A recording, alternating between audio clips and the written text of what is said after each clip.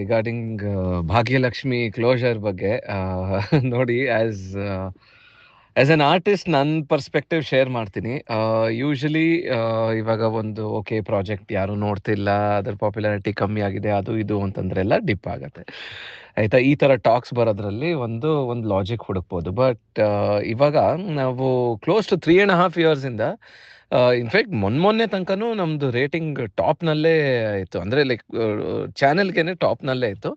Of course ಇವಾಗ ಒಂದು ಸ್ವಲ್ಪ ಹೊಸ ಚಾನೆಲ್ಸ್ದು ಪರ್ಫಾರ್ಮೆನ್ಸ್ ತುಂಬ ಚೆನ್ನಾಗಿರೋದ್ರಿಂದ ಅವರು ಲೀಡಿಂಗ್ನಲ್ಲಿದ್ದಾರೆ. ಬಟ್ ನಮ್ಮದು ಕನ್ಸಿಸ್ಟೆಂಟ್ ಆಗಿ ನಾವು ಅಬವ್ ಆವ್ರೇಜ್ ರೇಟಿಂಗ್ಸ್ನ ಮೇಂಟೈನ್ ಮಾಡ್ಕೊಂಡೇ ಬರ್ತಾ ಇದ್ದೀವಿ. ಸೊ ಅದೊಂದು ಪಾಯಿಂಟು. ಇನ್ನೊಂದು, ಇವಾಗ ನೀವು ಸ್ಟೋರಿ ನೋಡ್ತಿದ್ರೆ ಆ ಸ್ಟೋರಿದು ಫೇಸೇ ಚೇಂಜ್ ಆಗೋಗ್ಬಿಟ್ಟಿದೆ. ಪ್ರತಿಯೊಂದು ಕ್ಯಾರೆಕ್ಟರ್ ಆರ್ಕ್ ಎಲ್ಲ ಚೇಂಜ್ ಆಗ್ತಿದೆ, ತುಂಬ ಕತೆಗಳು ಬರ್ತಾ ಇದೆ.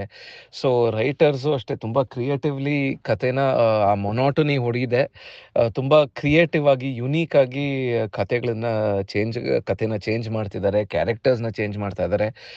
ಸೊ ನನ್ನ ಪ್ರಕಾರ as an artist, as a team member, no, Bhagyalakshmi end ಆಗ್ತಿಲ್ಲ ಅಂತ ನಾನು ಕಾನ್ಫಿಡೆಂಟ್ ಆಗಿ ಹೇಳ್ಬೋದು. ಎಸ್, ಹೌದು, ಒಪ್ಕೋತೀನಿ. ಅಂದರೆ ತುಂಬ ಕಡೆ ಈ ಥರದ್ದೊಂದು ರೂಮರ್ಸು ಇದೆಲ್ಲ ಹರಡ್ತಾ ಇದೆ. ಆ್ಯಂಡ್ ಮೇ ಬಿ ಅದು ಬರೋದು ಸಹಜ. ಯಾಕಂದರೆ ಓಕೆ, ಒಂದು ಪ್ರಾಜೆಕ್ಟು ಒಂದು ಒಂದು 1000 ಮೈಲ್ ಸ್ಟೋನ್ ಹೊಡಿತಿದ್ದಂಗೆ ಎಂಡ್ ಮಾಡ್ಬಿಡ್ತಾರೆ, ಅಷ್ಟೇ ಆಯ್ತಲ್ಲ, ಎಂಡ್ ಮಾಡ್ತಾರೆ ಇವಾಗ ಅಂತ ಅದೊಂದು ಅಸಂಪ್ಷನ್ ಬರೋದು ಅದು ನಾರ್ಮಲ್ಲು, ಅದೇನು ಮಾಡೋಕ್ಕಾಗಲ್ಲ.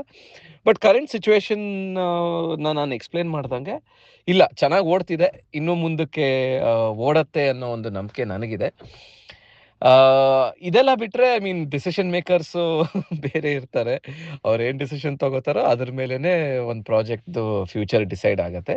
But logically speaking, I don't think so. I still think Bhagyalakshmi is running very well.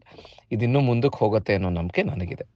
Regarding Bhagyalakshmi closure ಬಗ್ಗೆ ನೋಡಿ ಆಸ್ ಎನ್ ಆರ್ಟಿಸ್ಟ್ ನನ್ನ ಪರ್ಸ್ಪೆಕ್ಟಿವ್ ಶೇರ್ ಮಾಡ್ತೀನಿ. ಯೂಶಲಿ ಇವಾಗ ಒಂದು ಓಕೆ ಪ್ರಾಜೆಕ್ಟ್ ಯಾರು ನೋಡ್ತಿಲ್ಲ, ಅದ್ರ ಪಾಪ್ಯುಲಾರಿಟಿ ಕಮ್ಮಿ ಆಗಿದೆ, ಅದು ಇದು ಅಂತಂದ್ರೆಲ್ಲ ಡಿಪ್ ಆಗುತ್ತೆ. ಆಯಿತಾ, ಈ ಥರ ಟಾಕ್ಸ್ ಬರೋದ್ರಲ್ಲಿ ಒಂದು ಲಾಜಿಕ್ ಹುಡುಕ್ಬೋದು. ಬಟ್ ಇವಾಗ ನಾವು ಕ್ಲೋಸ್ ಟು 3.5 ಇಯರ್ಸಿಂದ ಇನ್ಫ್ಯಾಕ್ಟ್ ಮೊನ್ನೆ ತನಕನೂ ನಮ್ಮದು ರೇಟಿಂಗ್ ಟಾಪ್ನಲ್ಲೇ ಇತ್ತು. ಅಂದರೆ ಲೈಕ್ ಚಾನೆಲ್ಗೆ ಟಾಪ್ನಲ್ಲೇ ಇತ್ತು. ಅಫ್ಕೋರ್ಸ್ ಇವಾಗ ಒಂದು ಸ್ವಲ್ಪ ಹೊಸ ಚಾನೆಲ್ಸ್ದು ಪರ್ಫಾರ್ಮೆನ್ಸ್ ತುಂಬ ಚೆನ್ನಾಗಿರೋದ್ರಿಂದ ಅವರು ಲೀಡಿಂಗ್ನಲ್ಲಿದ್ದಾರೆ. ಬಟ್ ನಮ್ಮದು ಕನ್ಸಿಸ್ಟೆಂಟ್ ಆಗಿ ನಾವು ಅಬವ್ ಆವ್ರೇಜ್ ರೇಟಿಂಗ್ಸ್ನ ಮೇಂಟೈನ್ ಮಾಡ್ಕೊಂಡೇ ಬರ್ತಾ ಇದ್ದೀವಿ. ಸೊ ಅದೊಂದು ಪಾಯಿಂಟು. ಇನ್ನೊಂದು, ಇವಾಗ ನೀವು ಸ್ಟೋರಿ ನೋಡ್ತಿದ್ರೆ ಆ ಸ್ಟೋರಿದು ಫೇಸೇ ಚೇಂಜ್ ಆಗೋಗ್ಬಿಟ್ಟಿದೆ. ಪ್ರತಿಯೊಂದು ಕ್ಯಾರೆಕ್ಟರ್ ಆರ್ಕೆಲ್ಲ ಚೇಂಜ್ ಆಗ್ತಿದೆ, ತುಂಬ ಕತೆಗಳು ಬರ್ತಾ ಇದೆ. ಸೊ ರೈಟರ್ಸು ಅಷ್ಟೇ ತುಂಬ ಕ್ರಿಯೇಟಿವ್ಲಿ ಕತೆನ ಆ ಮೊನೋಟನಿ ಹೊಡಿದೆ, ತುಂಬ ಕ್ರಿಯೇಟಿವ್ ಆಗಿ ಯುನೀಕ್ ಆಗಿ ಕತೆನ ಚೇಂಜ್ ಮಾಡ್ತಿದ್ದಾರೆ, ಕ್ಯಾರೆಕ್ಟರ್ಸ್ನ ಚೇಂಜ್ ಮಾಡ್ತಾ ಇದ್ದಾರೆ.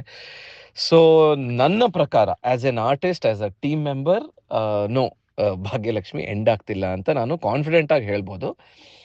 ಎಸ್, ಹೌದು, ಒಪ್ಕೋತೀನಿ. ಅಂದರೆ ತುಂಬ ಕಡೆ ಈ ಥರದ್ದೊಂದು ರೂಮರ್ಸು ಇದೆಲ್ಲ ಹರಡ್ತಾ ಇದೆ. ಆ್ಯಂಡ್ ಮೇ ಬಿ ಅದು ಬರೋದು ಸಹಜ. ಯಾಕಂದರೆ ಓಕೆ, ಒಂದು ಪ್ರಾಜೆಕ್ಟು ಒಂದು 1000 ಮೈಲ್ ಸ್ಟೋನ್ ಹೊಡಿತಿದ್ದಂಗೆ ಎಂಡ್ ಮಾಡ್ಬಿಡ್ತಾರೆ, ಅಷ್ಟೇ ಆಯ್ತಲ್ಲ, ಎಂಡ್ ಮಾಡ್ತಾರೆ ಇವಾಗ ಅಂತ ಅದೊಂದು ಅಸಂಪ್ಷನ್ ಬರೋದು ಅದು ನಾರ್ಮಲ್ಲು, ಅದೇನು ಮಾಡೋಕ್ಕಾಗಲ್ಲ.